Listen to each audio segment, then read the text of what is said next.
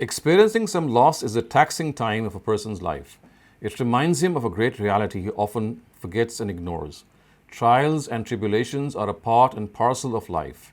They change form, but as long as a person breathes, they can come anytime, more so when least expected.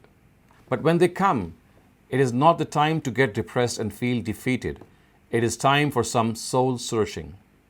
Feelings of anguish and distress at the loss should soon be replaced with review and reevaluation of one's life.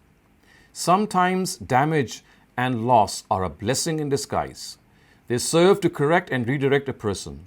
The disarray and unsettlement they cause afford him an opportunity to break away from the ruthless routine of life and reassess his priorities. When a person is wandering in a desert, everything around him looks so deceptively similar that he may serenely tread on a path which actually leads him away from his destination. It is in these circumstances that sometimes stormy winds and jolts of thunder induce him to rethink his way.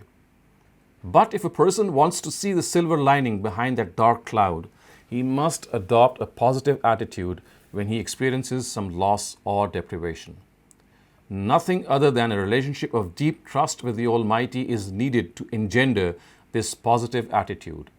He is the haven and sanctuary for all of us, and He, in reality, never wishes ill for His creation. We only need to seek and serve Him. The Lord is a refuge for the oppressed, a stronghold in times of trouble. Those who know your name will trust in you. For you, Lord, have never forsaken those who seek you.